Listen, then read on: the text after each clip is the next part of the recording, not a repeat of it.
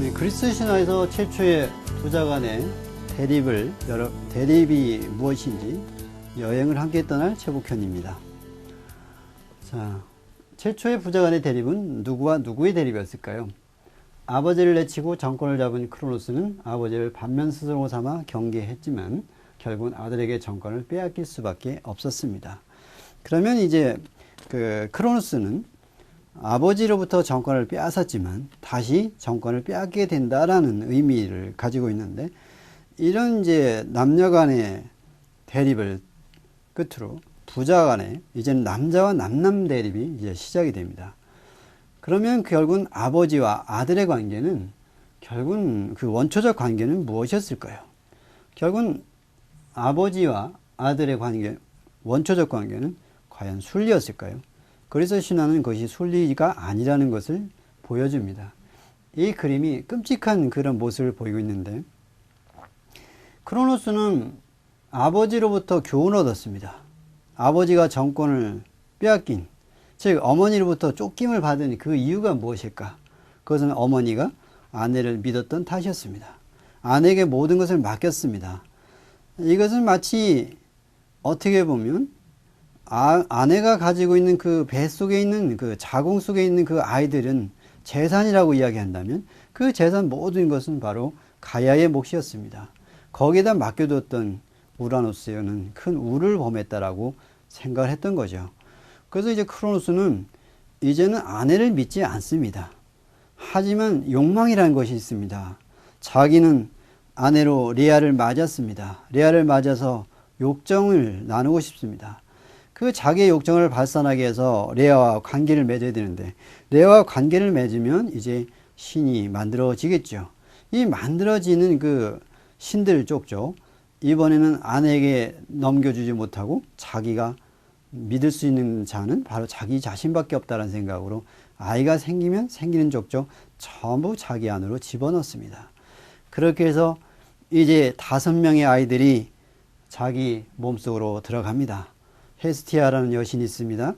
데메트레라는 여신이 있습니다. 또한 헤라라는 여신이 있습니다. 이 여신도 몽땅 생기자마자 자기가 잡아먹었습니다.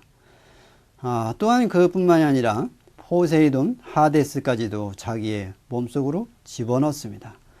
신이 만들어지긴 했으나 세상에 나온 신은 하나도 없었습니다. 그래서 크로노스를 신화에서 이야기하기를 멈춰진 시간이라고 이야기합니다. 신들은 밖으로 나올 수가 없었으니까요. 5명의 신들이 크로노스의 몸속에 있습니다. 자, 그러면 제우스가 등장하기 전에 우리가 그러면 아버지와 아들의 관계는 도대체 무엇인지 성경에서 한번 찾아보도록 하겠습니다. 인간 최초의 타락의 원인이 결국 원죄라는 것이 있는데, 그 원죄가 뭐냐면 바로 알매의 문제, 호기심의 문제에서 비롯되었다는 것이죠. 최초의 인간은 아담이었습니다. 근데 아담을 만들어 놓고 쓸쓸하게 보내는 모습이 애처로웠던 야훼는 이제 그 아담에게서 갈비뼈를 하나 취해서 이브라는 여자를 만들어 놓았다고 하죠. 이브를 만들어 놓았을 때 이브가 동산을 거닐 때 아름다운 뱀이 나타나죠. 여기 뱀이라는 존재는 지금처럼 그 흉한 모습이 아니었고 아주 아름다운 모습을 했고, 지금처럼 배로 기어다니는 존재도 아니었다고 합니다. 이 아름다운 뱀이 나타나 가지고 이제 이브에게 말을 겁니다. 바로 뭐냐면 야훼가 너에게 먹지 말라고 한 것이 있지 않느냐 했더니, 그때 동산 가운데 있는 선악과를 먹지 말라고 했다라고 이야기를 하죠. 이것이 바로 그 애초의 그 호기심에 대한 문제가 되게 됩니다. 이 호기심, 바로 이 알미라는 것인데요. 이 그 동산 가운데 있는 그 과일이 과연 무엇이었을까요? 다른 서양 문학에 보면 이걸 사과로 이야기를 하고 있습니다. 어떻게 보면 최초로 만들어진 과일이 사과였던가 보죠. 이 알매 문제, 이걸 보아하니 먹음직도 하고 또 그럴듯합니다. 뱀이 이야기하기를 저거를 먹으면 선과 악을 알게 돼서 하나님만큼 위대해지기 때문에 그것을 먹지 말라고 한 것이다라는 그 이야기가 그럴듯하게 들립니다.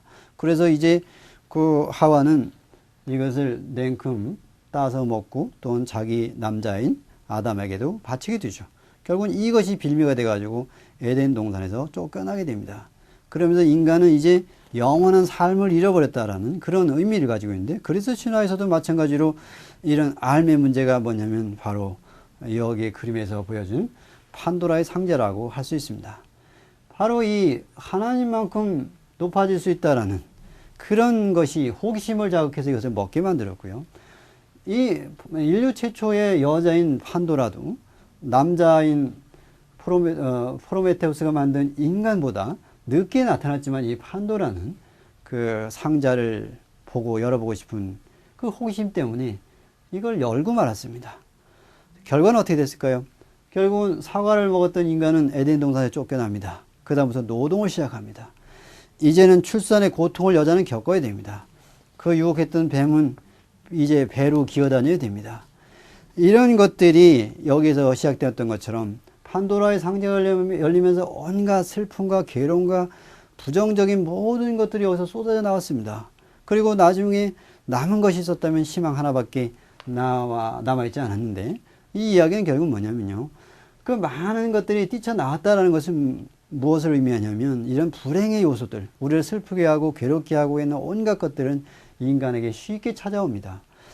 또 아주 빨리 움직입니다. 전염성이 강합니다. 그래서 인간의 삶 자체가 괴롭습니다. 하지만 희망이란 놈은 느려 터져가지고 그것이 끈기 있게 기다린 사람에게만 희망이 온다라는 것이죠. 이런 메시지를 주는 삶의 문제, 이런 호기심의 문제가 노동의 시작을 가지고 왔는데, 이런 그 인간이 괴로울 수밖에 없는 이런 괴로움의 환경에서 이제 아버지와 아들의 관계도 여기에 버금가게 슬픔의 역사가 나타납니다. 성경에 바로 아브라함이란 존재가 등장하는데, 아브라함은 천사들이 찾아갔을 당시에 99세였지만 아들이 없었습니다. 거기에 또 사레라는 아내가 있습니다. 아브라함과 사레 사이에는 아들이 없었고, 아브라함은 아들이 하나 있었는데 바로 정실 부인이 아닌 노예인 하갈에게서 난 이스마엘이라는 아들이 있었습니다. 그런데 천사들이 와가지고 이야기하기를 이제 아브라함이 아기를 낳게 될 것이라는 그런 이야기를 서로 주고받습니다. 이것을 엿들은 사레는, 그때 당시까지는 아브라함과 사레입니다. 이 사레는 그 이야기를 듣고 웃었지만 그것이 결국 나중에 현실돼서 실제로 아이를 낳았으니 그것이 이삭이라는 것이죠. 근데 이삭을 낳았는데, 이 이삭을 어느 날 하나님이 그를 불러서, 아브라함을 불러가지고 네가 가장 사랑하는 아들이 누구냐라고 물어봅니다. 그 사랑하는 아들을 자기에게 모리아산에 가서 바치라고 이야기를 합니다. 하지만 아브라함은 이렇게 이야기를 하죠. 그 두 아들은 다 똑같이 사랑한다라고 이야기를 하지만 그러나 다시 솔직하게 네 마음의 상태를 이야기해서 가장 사랑하는 아들을 데려다 바치라고 이야기를 하죠. 그래서 이삭을 데리고 모리아산으로 갑니다. 모리아산으로 간다라는 의미는 바로 이삭을 갖다가 바치는, 제물로 바치는 행위를 이루는 것입니다. 바로 에덴 동산에 쫓겨난 인간이 결국 하나님과의 화해를 위해서는 제물을 바칠 수밖에 없었고, 그 첫째 희생물이 이삭이었습니다. 이삭을 바치러 갔지만 거기에는 이삭은 모르고 쫓아가가지고 아버지에게 묻습니다. 제물이 어디 있냐고요. 그럴 때 아브라함은 눈물을 머금고 결국은 이삭을 바치기로 작정을 합니다. 하지만 그때 결국은 여호와의 멈춤이 있어서 이삭은 무사히 거기서 살아남습니다. 그러므로 인해서 결국은 아브라함은 아브라함이 되고 사레는 사라가 됩니다. 그래서 아브라함은 여러 부족의 아버지가 될 것이라는 약속에 따라서 역사적으로 정말로 이제 여러 부족의 조상이 되고 있죠. 근데 여기서 우리가 주목해야 될 것은 뭐냐면, 바로 아브라함과 사레가 합작을 해서 만든 이삭인데, 그럼에도 불구하고 아브라함은 제물로 바치러 데리고 가면서 가장 사랑하는 아들 이삭을 제물로 바친다는 이야기를 하지 않고 떠났습니다. 이것이 바로 가부장제에서는 여자라는 존재는 완전히 뒤로 감춰진 그런 모습입니다.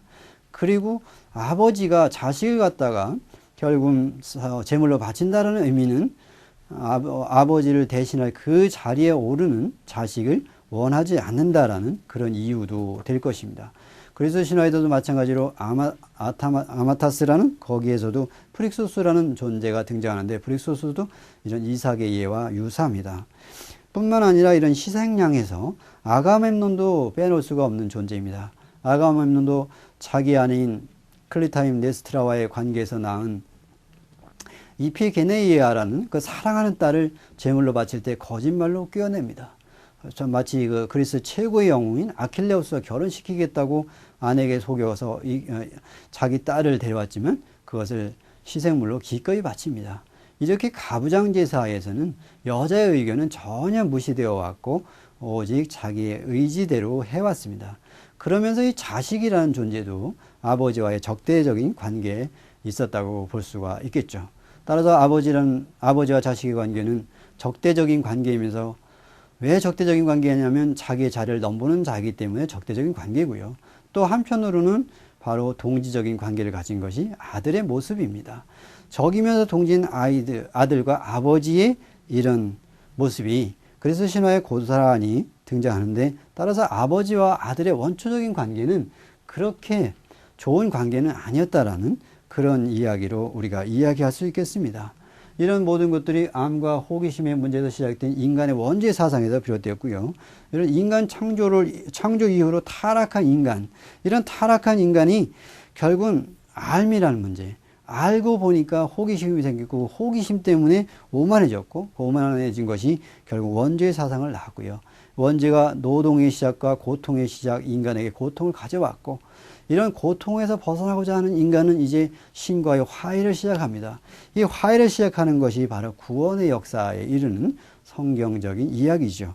여기서 구원에서 바로 메시아, 이 구원을 외치는 메시아들이 등장하는데 이 메시아가 바로 화해 시도를 이끄는 존재라고 합니다. 메시아는 다른 말로 카리스마라고 하는데 카리스마라는 말이 여기서 연유된다고 하겠습니다.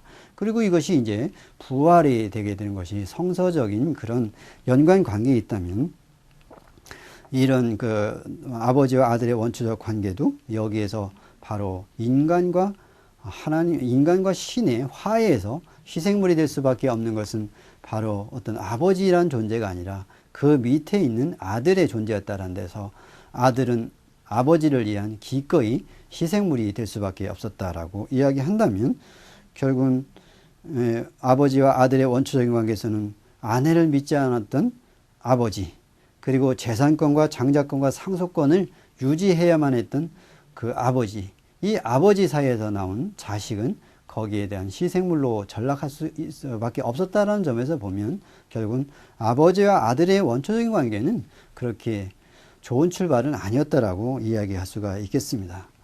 자, 그러면 이제 우리가 최초의 부자 간의 대립으로 이제 넘어가려고 하는데요. 그리스 신화에서 나오는 최초의 부자 간의 대립은 바로 크로노스와 제우스 사이에서 벌어진 일입니다. 자, 크로노스와 제우스, 크로노스와 레아가 결혼해가지고 5명의 자녀를 낳았다고 이야기했습니다. 여자로서 3명이 나왔으니 헤스티아, 데메테르, 그리고 헤라입니다. 그 다음에 아들을 낳았으니 하데스와 포세이돈 이렇게 나왔습니다. 자, 하데스와 포세이돈이 나왔고, 그리고 나머지 이제 6번째로 나올 아들이 나와야 되는데 이 아들이 바로 제우스입니다. 이 제우스의 탄생이 결국은 크로노스와 제우스의 첫 대결 양상을 띠게 되는데요. 그 최초의 부자 간의 대립에서 크로노스와 제우스의 이 대립, 여기에서 결국은 아버지는 믿을 만한 존재인가, 그리고 아들은 믿을 만한 존재인가를 우리가 되새겨 볼 수가 있는데 결국은 아버지의 정권을 제우스가 빼앗게 됩니다. 이런 빼앗게 되는 것을 통해서 아버지와 아들의 관계를 우리가 다시 한번 생각해 보게 되는데, 오늘날에도 정권, 권력, 아니면 부와 명예 때문에 아버지와 아들이 등지는 예를 종종 볼 수가 있습니다.